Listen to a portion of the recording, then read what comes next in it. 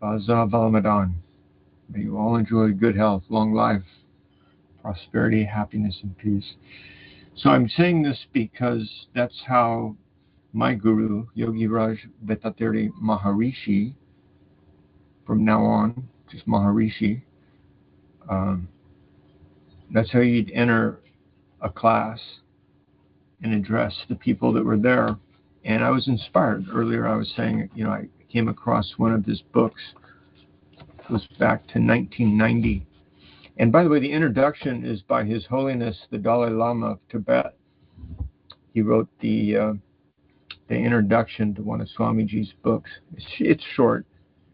And he says, the common enemy of all religious disciplines, the target of all moral precepts laid down by the great teachers of mankind, is selfishness. It is this that gives rise to ignorance, anger, and passion, which are the root of all the troubles of the world.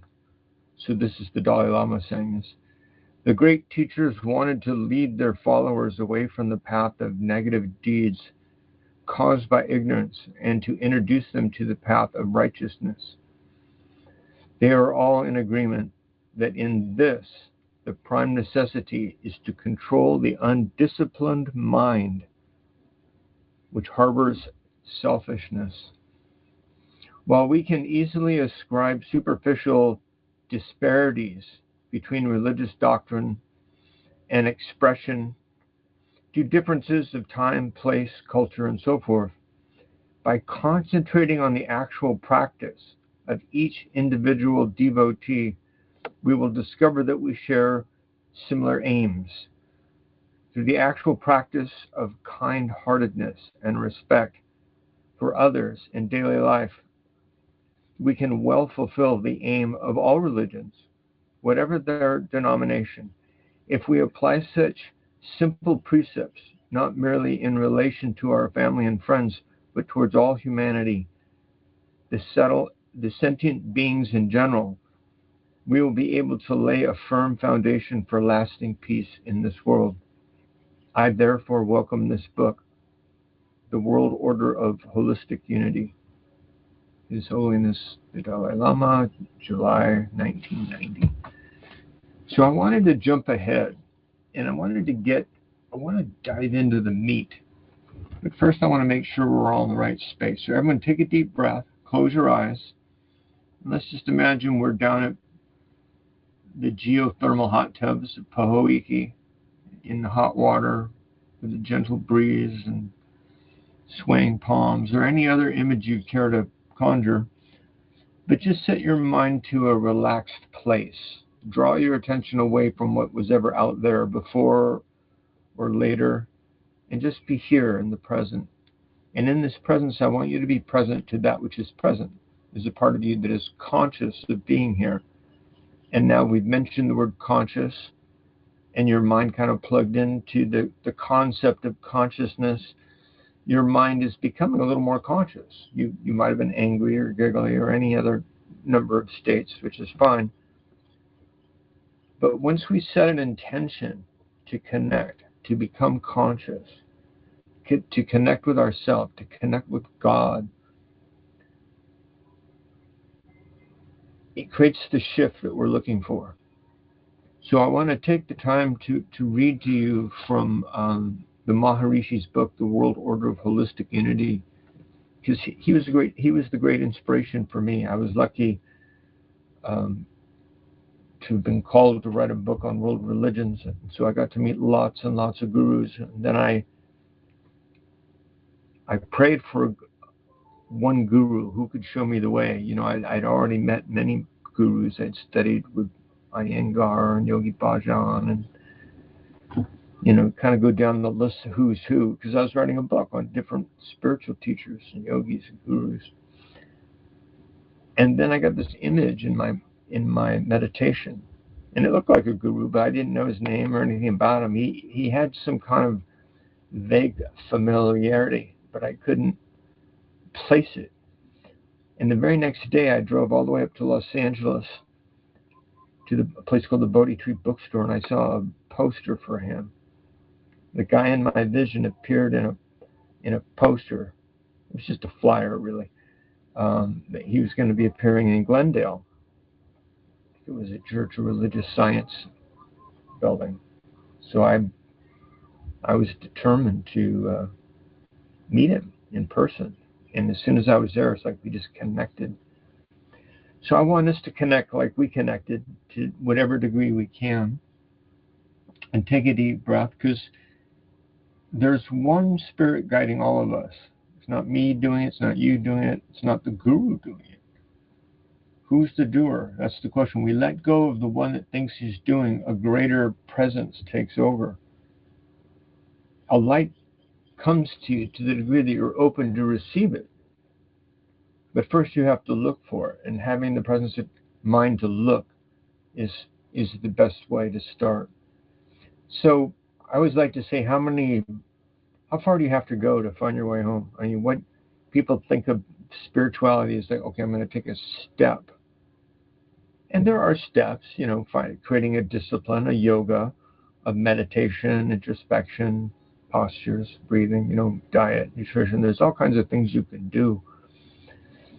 But the first step is to really realize that you don't have to go anywhere outside of yourself to find the truth. It's here within you already. So how far from your house do you have to go to find your way home? You've never been anything other than that which you already are. And so the true kind of role of the guru isn't follow me because I know everything, blah, blah, blah, or worship me because I found God. There are people that kind of pose that way, I know. But for me, the true guru was really about them trying to help you find yourself by looking within to find yourself. And meditation was always the key. Going to a place of silence, like the great yogi Patanjali, who wrote the Yoga Sutras. He says in Sutra 2, he says yoga, he defines yoga, is the cessation of mental modification. It's when your mind stops. So everything, all the breathing and postures and diet and, all the things that we can do are to take us to a place where there's a no thing and no I that does anything. We're trying to get out of our I anyway. And so there's different paths to that. And I got to meet many of the great masters teaching all these different paths. But when I found what Vethathiri Maharishi was teaching, it just changed everything. Because it really wasn't about a philosophy, although he has great philosophies. Part of the mindfulness training. The key was to connect with the life force within us that is us. Because, see, we all kind of know that the answers lie within us, right? We all know that there's something we're supposed to find or bring out from within us. So how do we do that? And Swamiji explains it here in this book, so I want to share that with you, but I want you to first breathe in and feel the volition to be here, the inclination to hear these words. And what is that is reflecting on what I'm saying right now? We're all engaged in it. Maybe my mouth is opening and closing and you're listening, but one spirit guided us all together. And so I'd like us to think of ourselves as maybe a ensemble or symphony. And so I've got the role of conductor. And we're going to find each of you are a different instrument. We're going to play these beautiful harmonies together. So breathe in. We're just sitting back in this hot tub, this relaxing environment, full of love, of fellowship. It's not just our minds and bodies. Who knows where your body is right now? It could be thousands of miles away. But we're connected in spirit. So as you breathe in, I want to invite you to close your eyes, roll your eyes up, sit up straight. As comfortable as you can be, but put your hands up now and cup your palms, face it towards Hawaii. And let us just say, may I be open to receive. And I say, Lord, help me to be a pure vehicle for your love and light wisdom. I just want to share what I'm feeling with you. And so the real essence of this path, which I consider the most powerful, and it's the path of what our the Siddhas. It dates back to a place before the Great Flood in the Harappan culture, in the Indus Valley civilization that existed concurrently with the Sumerian and Egyptian. They all traded each other's coins. They all recognized the god An, who became Anu, both in India and in Sumeria. And in India it became Ani, like Horus Ani, or Cyrus Ani. So the Ani is of the creator. And in Sumerian it was Anu, An, or Al, or El. So Allah, the God. And there was the son of God. There was Baal. So Al and El is the Canaanite and later Semitic name for God. And An. So An, Anu, Al, El are really in Yah, as in Yahweh or Yehovah or Shiva. Like you go to a yeshiva to study, and Shiva became the name of An or Anu in India. And most people don't even know that. So breathe in, and by whatever name you call upon the Creator, let's just recognize that there's something greater than us. It's creating and sustaining all existence, and we're a part of it. So each of us are like cells in the body of God, if we just look at the physical aspect of creation for a moment. So breathe in with your palms up and see if you can feel the energy. I'm going to try and sweep the air if you need to establish a good connection. And draw the energy in like antennas or tuning forks. So we're all drawing in, and now we're all breathe out. You can bring your hands down whenever you're ready. And let me just read to you this story from the words of the Maharishi. He says, human life has a vast potential, and the capacity given by God by evolutionary means needs training to fully use it. The animal tendencies of aggression and selfishness can only be curbed by proper training from childhood. Unless the training for selfless living is given to childhood by either religion or the elders, the family, the human beings fail and become prey to a selfish and sexual enjoyment. And he's not putting sex down. He's really referring to kind of our over-sexualization of things, a preoccupation maybe. The human being's capacity to march towards the world by being considerate to fellow human beings and helpful to society is not developed because of a lack of training, or it hasn't developed. Those traits haven't developed because of a lack of training in early age, he says. Brothers and sisters, well-wishers of society, by all the above expositions, we have come to know who we are, where we are, what we have, and what we want. In this computer age, man should not be left helpless to suffer in life. There is no scarcity of providence in nature. All the problems and pains are the result of man's aggressive nature and wrongdoings.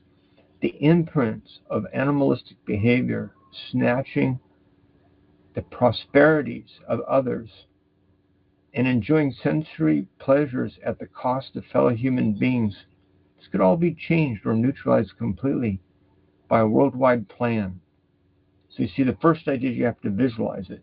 So I want to invite you to take a deep breath and envision this, like people just kind of like we're getting how much we've been lied to about so many political things, I'll say. This is impossible to implement through political force or economic reforms here and there, bit by bit. The spiritual path is the only right and sure way to change the behavior of mankind and create a long-term solution. So the solution, he says, is to change the imprints, the habits, and to have the clear knowledge to live within the natural rhythms of the world. One should realize the truth. One's actions will become moralized so that they will not do harm to anyone, but only to help alleviate the difficulties, pain, and miseries of others as far as possible.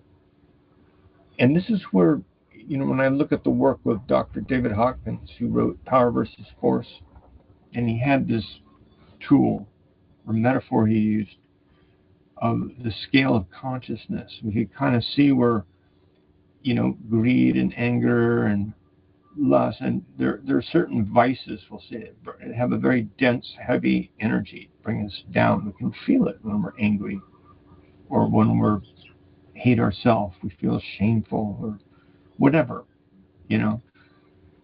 So the idea is, look, at these are just patterns, let's change them. We don't need to think that way. We can think any way we choose to think. We just have to create the patterns in our mind which serve us best. So here's how Swamiji explains it. He says it's the transcendental state of consciousness we want to attain.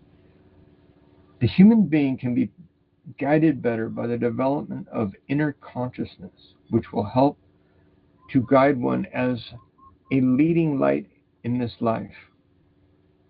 Better behavior and activities which will help other living beings will happen naturally because of spiritual development, which acts as the guiding light.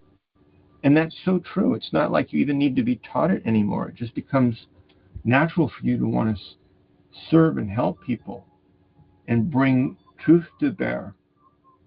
And to the degree that you think and speak and act that way, it also becomes like this self-fulfilling prophecy. It's like now you are the channel for the divine to work through you. And that's really what I learned from Swamiji. So he goes on, the human being can be guided better by the development of inner consciousness will help him to guide one to this inner life in this life.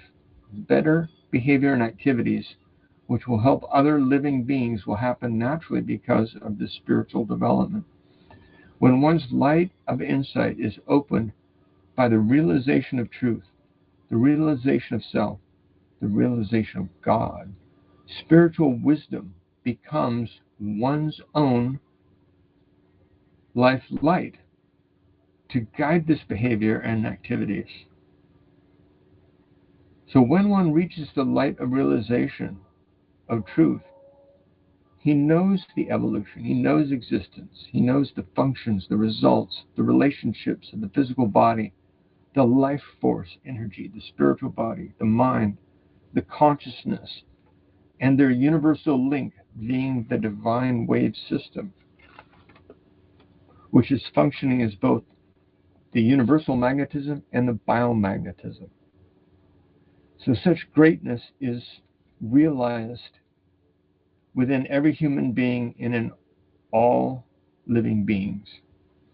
So what he's saying is there is a life force within everything that's alive. There's a biomagnetic charge to living things. And there's an electromagnetic charge to the earth and the moon and the sun, all the planets, all the galaxies, all the entire universe is in a field of what he calls the unified field, a biomagnetic field. So if I can just add to this for a minute, if you think everything being from a latent potential, everything is energy,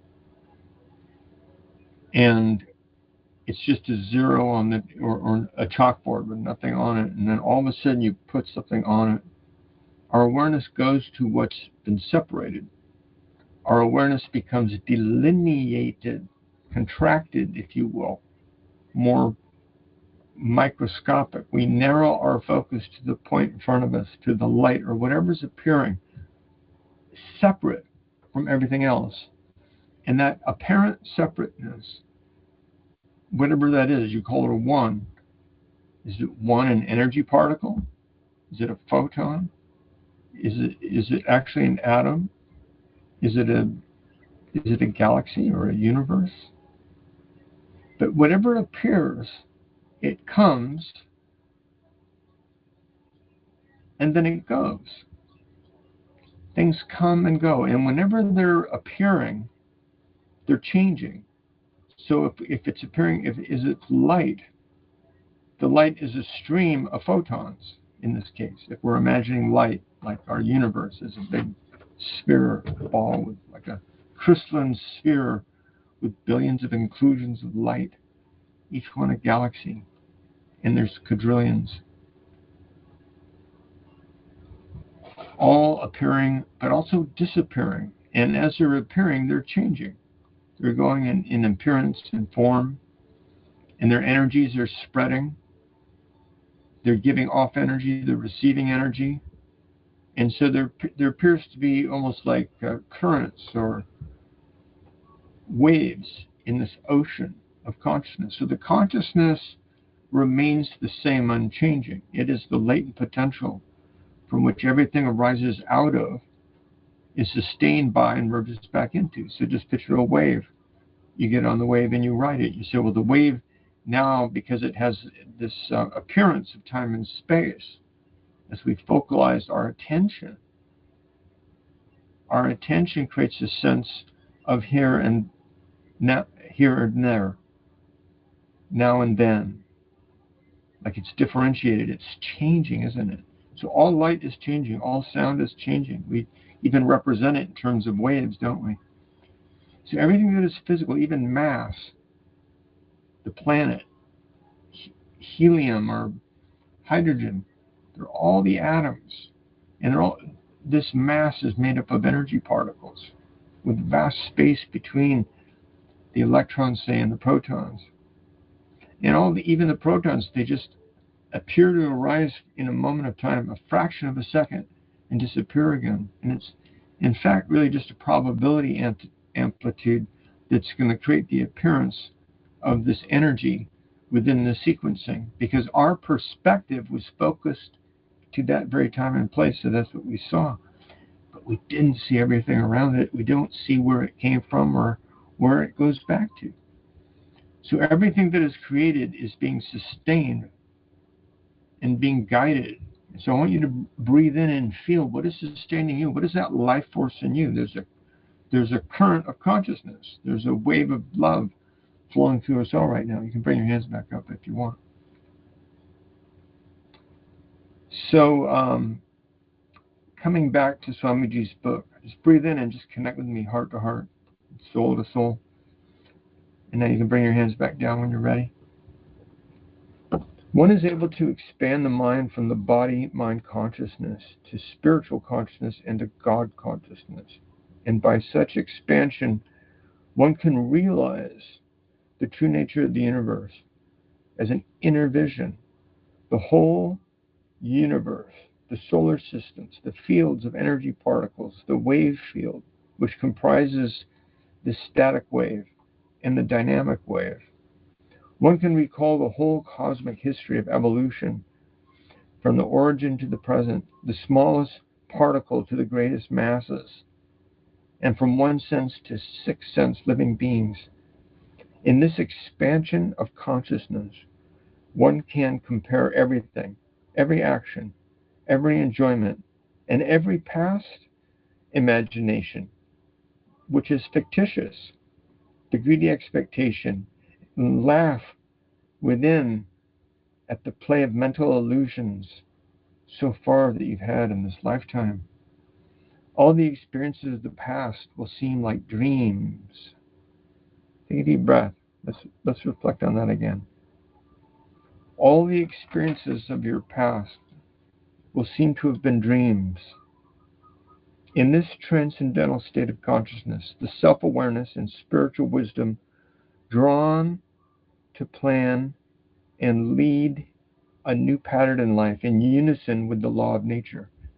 So this is where I like to say, you can feel how as you galvanize your focus on your life force energy, and it helps by gazing to that point between your eyebrows, that mind's eye, stabilizes your life force current, because your pituitary and pineal glands are now in sync, and your brainwave frequencies are slowing down, like a natural biofeedback response. And so all of a sudden, boom, your spirit is just here. It never went anywhere. But now your mind's maybe talking less, and you're more present to the feeling. So I invite you to take a deep breath and just feel the feeling. Be present to the spirit that you are. Feel your life force energy. So something beautiful happens in this moment. It's like your mind is getting reconnected with your true self.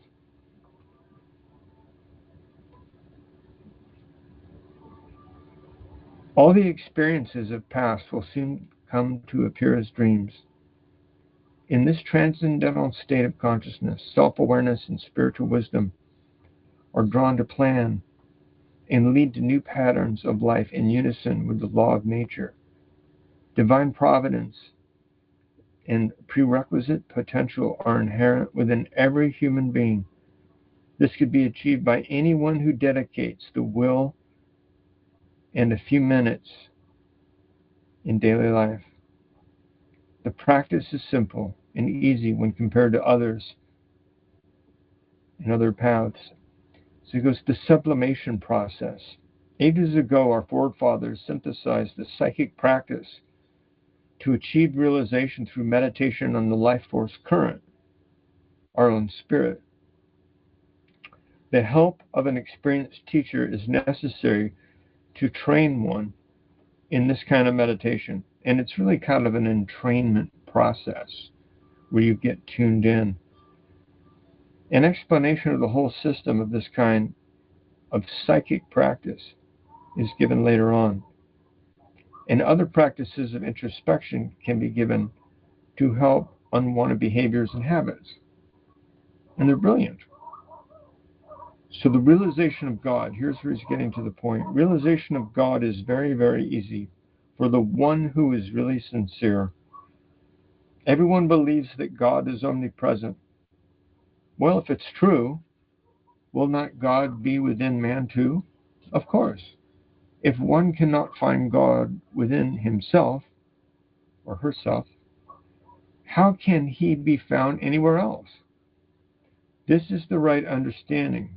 With this guiding light, let us proceed in this divine journey. He says the missing key point. In reality, man and God are one and inseparable. As the ocean are and its wave, man and God, there is mystic subjective phenomena which we call magnetism, which is the joint force comprising both the static state and its dynamic force. So I'm calling this 0 and 1, or Shiva and Shakti, or latent potential and patent expression. And in between there's a field, right? So he says, in this dynamic force, the spreading wave generated by the self-rotative action of these energy particles creates this magnetism.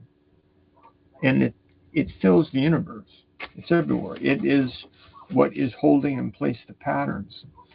And I think it's helpful when you look at yourself and say, well, what part of me is this magnetism?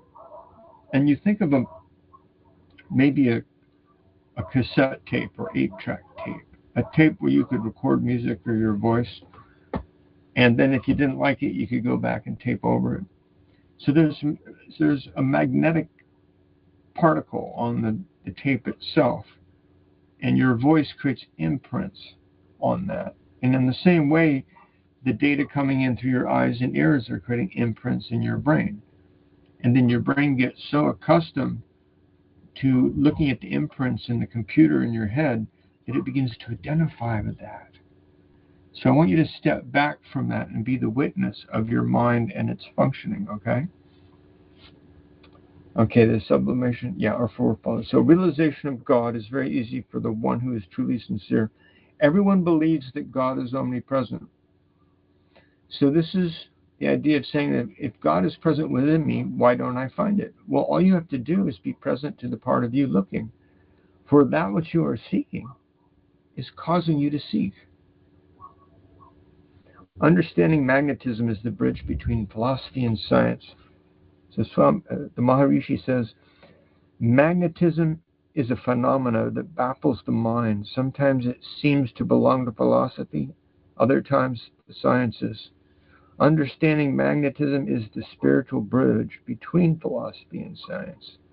According to my practical experience, I will explain the mysterious role and play of magnetism in our functions of consciousness, from God to mind and man. So he says the human body is constituted, I should say, by millions of individual cells. Each cell is made up of various chemicals, formed molecules, and each molecule is a combination of atoms of certain elemental values. An atom is a family of energy particles. Within the structure of the physical body, millions of life energy particles are penetratively circulating. That which is called energy particle outside the body and throughout the universe. This is the same life force particle within any animate being. So there is an intrinsic field of magnetism which both we are part of, which holds us together, and which we're also part of a greater system of magnetism and life force energies that are guiding us. They're a part of nature. And so this is really what we're being guided to do. Learn how to tune in first to our own intrinsic higher nature by tuning into the spirit or life force instead of some negative patterns that the brain holds. And you look at all the evil in the world, the billionaires and the bankers and the politicians, and they're all chasing money and power and sex and perversions, and they're simply bringing their energy farther and farther down. And they're actually suffering. You don't know. What you're finding, that there's a peace and a joy that's transcendent to anything outside of you. And it's right here just waiting for you. So this is how Swamiji explains it. These life energy particles have a speedy self-rotative force. Self-rotative motion of this particle is caused by the unimaginably powerful surrounding pressure of the static state. So there's a place outside the universe where there is no thing, and the thing being created from within it we call a universe. The change that is appearing is in itself a force, and its field is what's holding together all the parts within it. So this is he calls it the static state, from which everything arises out of and returns back into.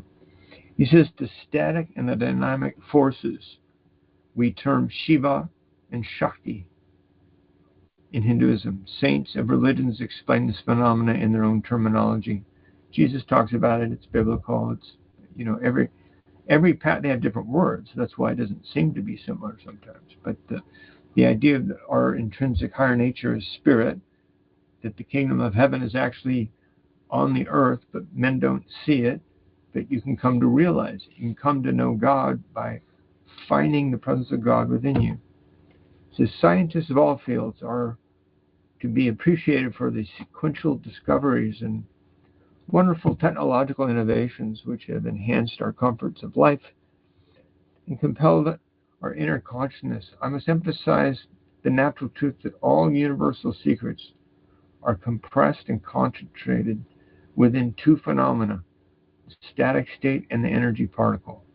So space is the unified force, and its gravitational and repulsive force manifests only in the energy particle.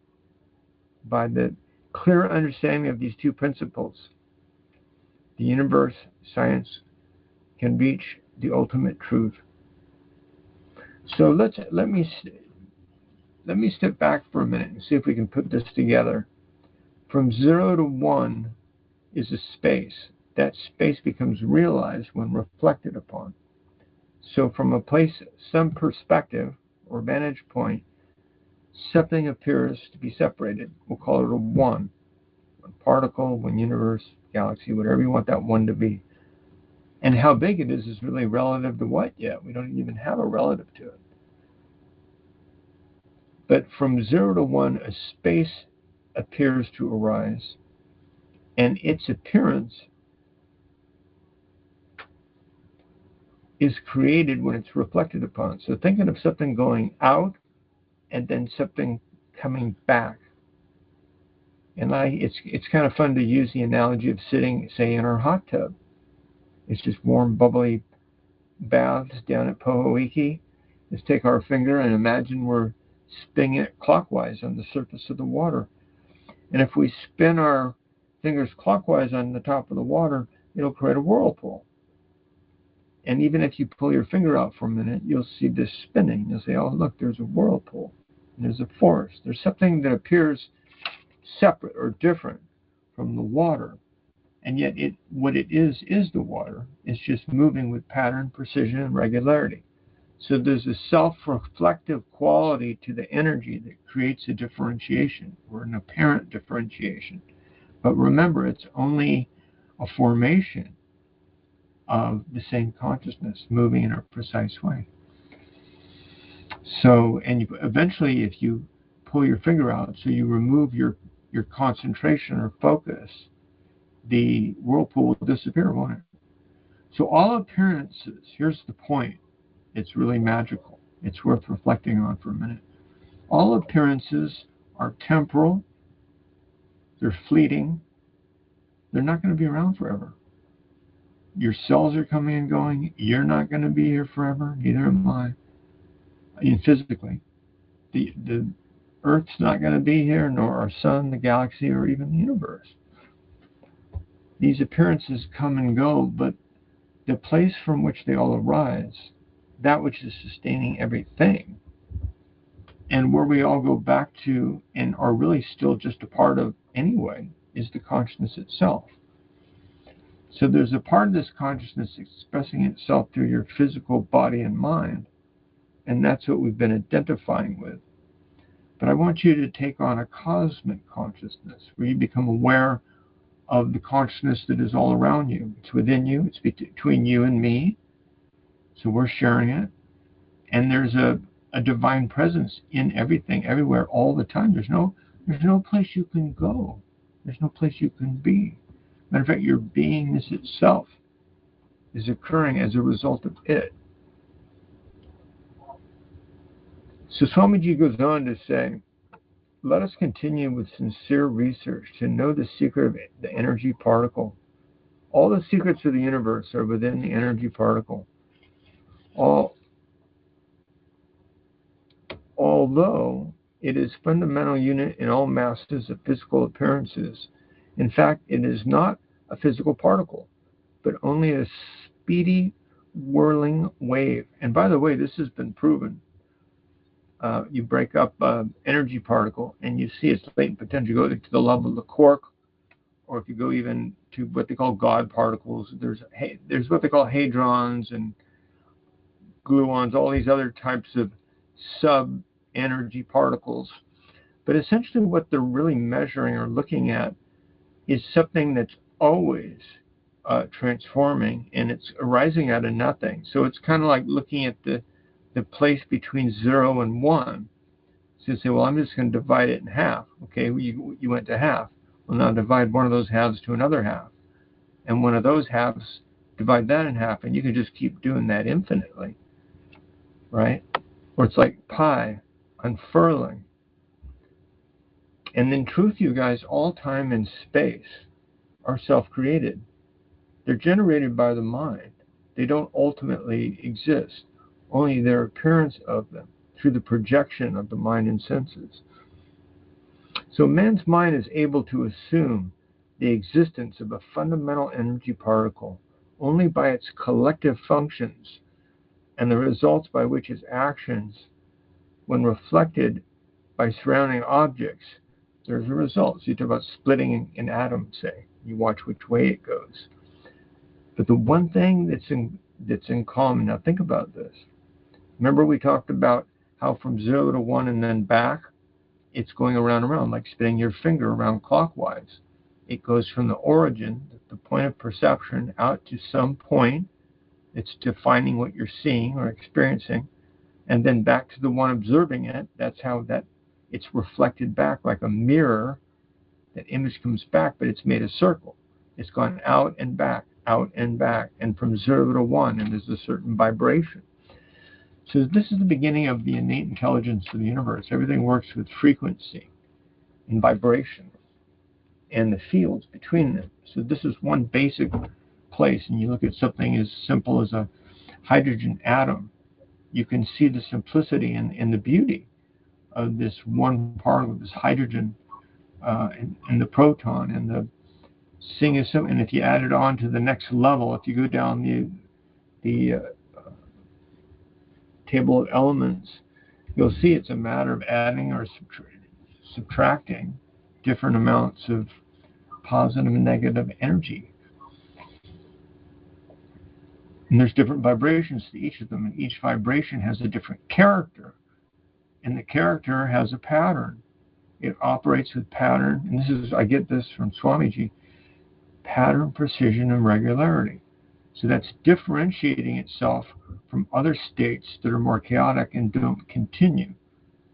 So they don't support life, in other words. If the patterns support life, they continue and they develop.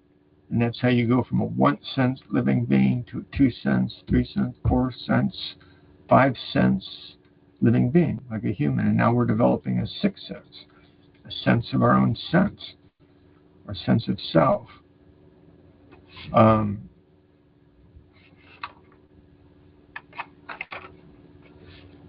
So just take a deep breath for a minute and think about this, your sense of self.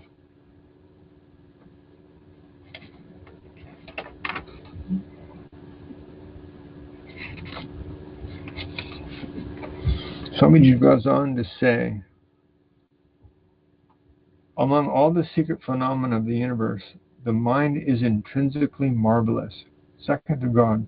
Although the evolutionary process of nature, the mind is inseparable from God. The two phenomena, force and consciousness, so Shiva and Shakti, are inherent qualities of God in the static state. Throughout the evolutionary process of nature, force is taking multifarious form, from energy particle to the greatest masses in the mineral kingdom, and inanimate matter to the animate life, from 1 sense living beings to 6 sense man. Throughout all the same evolutionary process, consciousness is manifesting its character as in an appropriate order of function in 3 main stages. So there is pattern, precision, and regularity in all inanimate things. Second, there's a perceptual ability of cognition, experience, and discrimination in all living beings. And third, there's a self-realizing faculty in human beings, knowing its own 3 facets of consciousness, knowledge, and mind. So this is what we really need to get a grip on, he's saying. This is what we need. There's an opportunity for us. And with all that's going on around that we're becoming more aware of, this is even more important than before. This is what is how you're going to graduate. Otherwise, you got to go through, you got to do it all over again. Within the physical body, there are numerous energy particles circulating as life force energy. So this energy is working together collectively as a part of a greater animating intelligence, a life force energy. So the cell structures have developed over millions and millions of years to bring the consciousness out through what we think and say and do. And as we sit here observing this, we have the option to understand our own process of being conscious. Or we could just blow it off and not think about it, something like this. You're too busy doing something else, or something else is more interesting. And I'm not meaning to judge anyone else, but from my own observation, the people that take the time to learn this, to become more conscious, be healthier and happier and more at peace, find more fulfillment. And they're less sheepish. They're just nicer people, too.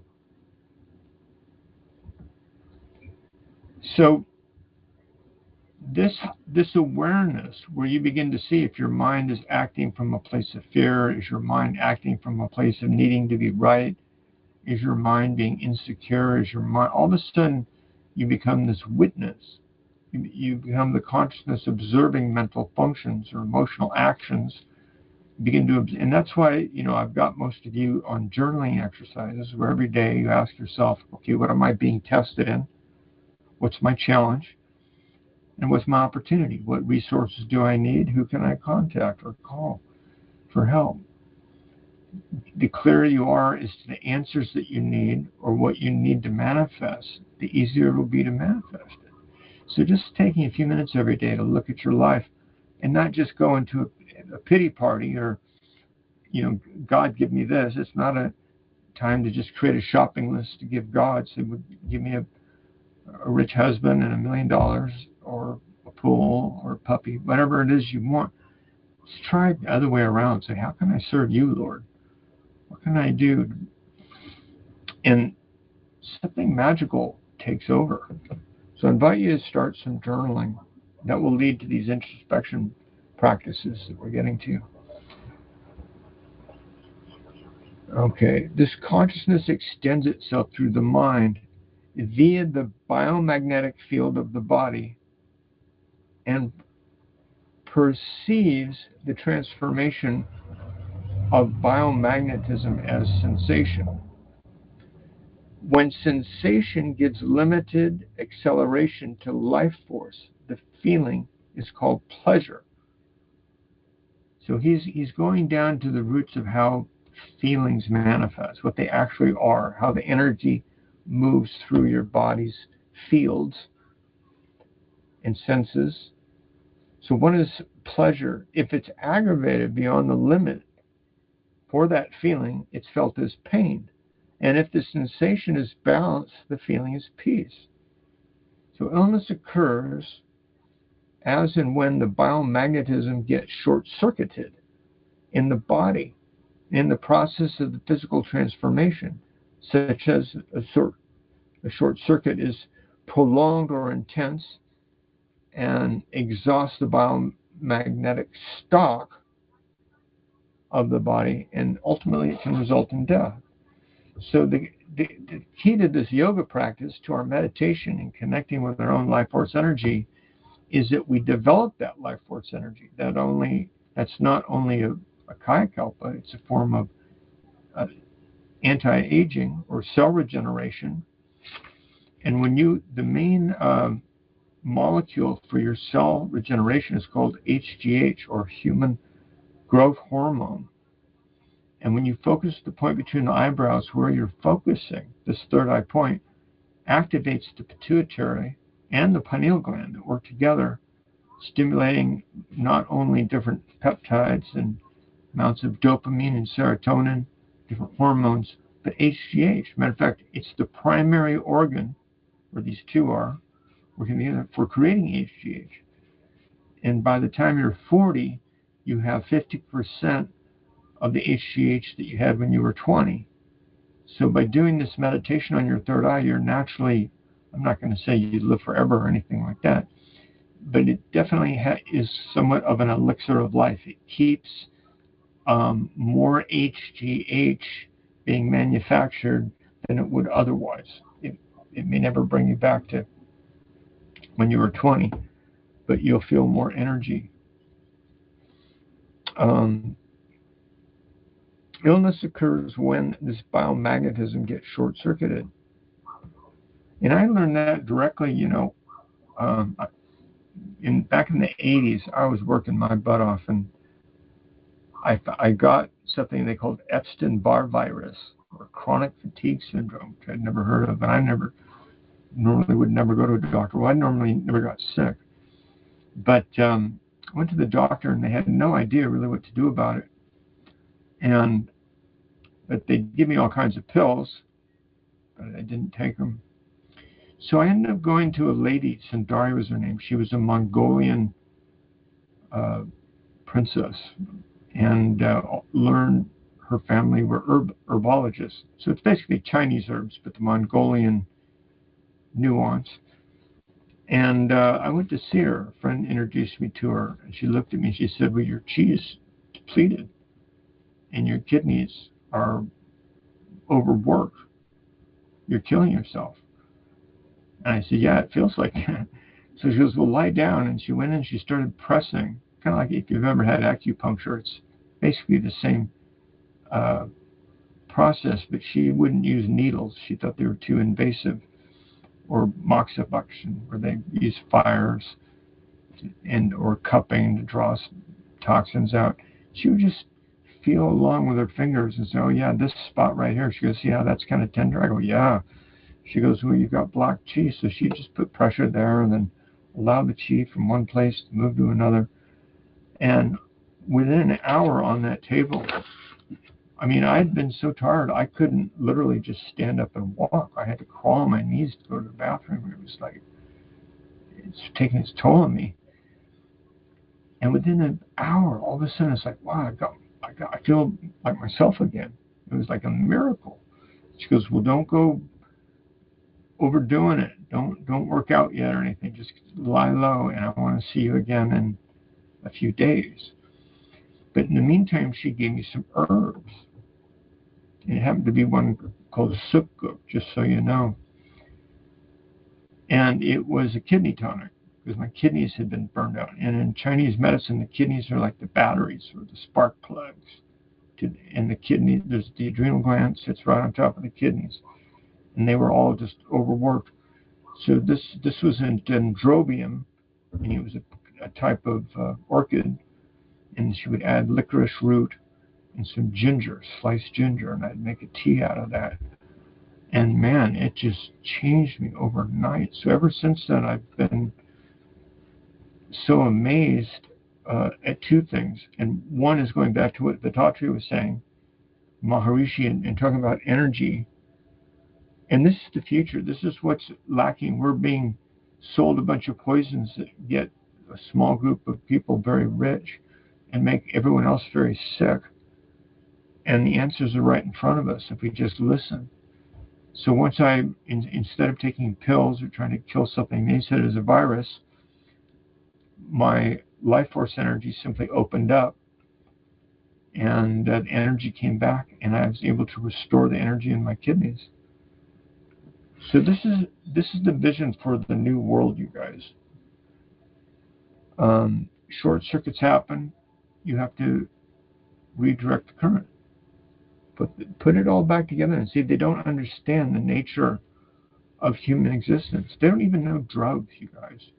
They typically get the inspiration to make a certain medicine because a certain plant, whether it's coca or the opium plant for your Oxycontins and Percocets and opioids. But when they were all used in the more recent discovery, it's actually an old discovery that got buried, is that actual nicotine can both kill inflammation and cancer. And you think, well, come on, that sounds, because we're so entrenched to believe that different ingredients, that's the evil substance. The tobacco is evil because it's addicting. Well, it turns out, I remember smoking just raw, natural, uncured tobacco with Native Americans, the Lumbee tribe in the Anza-Borrego Desert. And it actually was a pleasant taste, and it gave a medicinal effect. And I had tried cigarettes before. I never liked them. But the problem, it turns out, if you do the research, and other doctors have already done it, and so I was reading their research on it, is that the medical industry doesn't want you to know, and most of the tobacco that is sold commercially for people that smoke cigarettes and pipes or cigars, they add chemicals to the tobacco. They both in flavor enhance, but also makes them addictive. So the addiction isn't necessarily from the tobacco itself, although nicotine can be addictive. Nicotine also occurs in the eggplant and a tomato and a potato, the nightshade family. And if you put it like on a skin tumor, if you have cancer on the skin, like I was shown that, like how Indians, and in the past, they would maybe wrap it like a poultice around, so the heat from your hand would allow the moisture in the leaf, so they would steam the leaves, right, or soak them in hot water, and then lay it over the surface. And because it's usually a parasite, it is in fact creating the tumor, although that's not necessarily always the case. Many times then the tobacco will help get rid of it. And there's other doctors that just put a nicotine patch over it and that kind of a thing. But I'd like to stay as close to nature as possible. So what is Swamiji saying here is that there's a beautiful mechanism that has been created in us, and when we learn how to use it, it's a great gift. But if we don't learn how to use it, it can take over and create pain in our life. It's like the mind is, there's an old saying, it's a useful servant but a bad master. So by stepping back from your mind, like we're doing right now, you gain control over the mind. So just breathe out and listen to the sound of my voice. Think of the words that are being said, what they bring up for you. Somewhere in your head, you've remembered all the words. So just watch your head thinking, and you're making associations and bringing it together as a part of your brain that, reflects on consciousness and the nature of yourself. So when this kind of aggression is short-circuited, then the consciousness has a psychic extension that feels discomfort or pain. And what's nice about yoga, the practice of yoga itself, is you're tuning into your body, if you're doing it right, through your breath, and tuning into the actual ligaments and tendons and fascia and joints, and where is it pinching, where are your body holding tension, where does it need to open up. And the more you put your attention on those areas, similar like when the more you put your attention on the feeling between your eyebrows, the more that feeling begins to open up. So take a deep breath, gaze into your mind's eye. Following the feeling of pain, a psychic extension takes the next step to need. So if there's something bugging you enough, it makes you take an action, doesn't it? From the force of need, as zeal arises. Zeal then brings action or deeds to fulfill that felt need. And that action produces a result. The results are enjoyed or suffered accordingly. And this brings you an experience.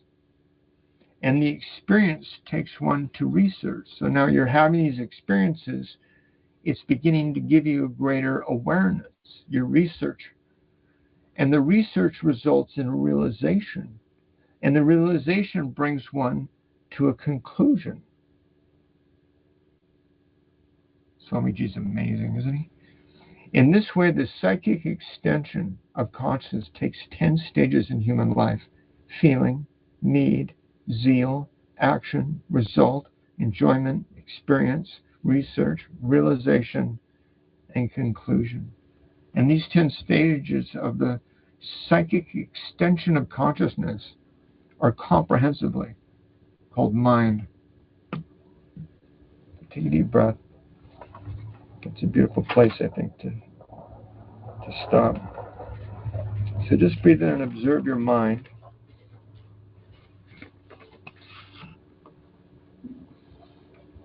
And so when I came to LA and I felt his presence in the room, everything shifted right then. And that's when he kind of took me under the wing and told me he was going to train me.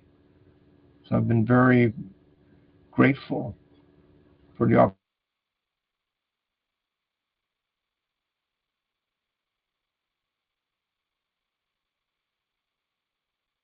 in my life as a result of him. But now I'm seeing the things that I'm teaching that I got from him are helping you, and I hope you can help others too.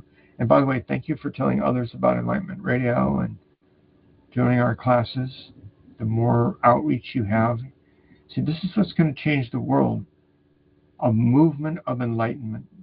My intention is to attract all the people who share the vision of creating an enlightened world. Like we were talking about earlier, like Swamiji was saying, people that think not just for themselves, they're not just selfish or self-centered, they're not just chasing after money or a zillion likes online or lots of money or fame or status or power. And it's not that you can't be rich or famous or enjoy any of the boons of life, but you're not really getting life until you see how you're here to serve life, that God's here for you to work in concert with something much greater than yourself. If you're just following yourself and your own wants and needs and trying to make money and, whatever turns you on, it's not that that's bad. It's just that it doesn't really mean anything. You'll be dead, and it's like, okay, so what? You had some good times. That's good. But you're here for a reason. You're here to realize your true nature. And when you realize the true nature of the self, you live in heaven.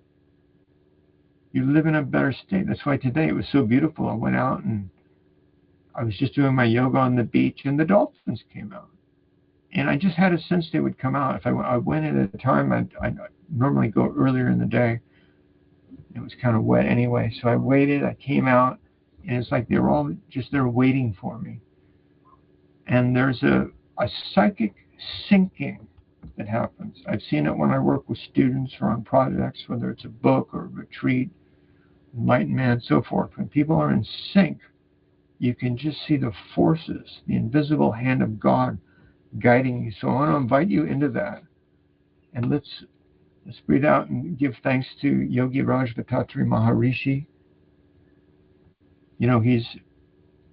He learned from a Dr. Yao in a line of Ayurvedic doctors that are part of the Siddha tradition. It goes back before the Great Flood. So it's the oldest living lineage on earth that I could find. And he's recognized throughout India and the world. Even today, he's been gone for decades, but there's over 5 million people taking the courses and studying in India.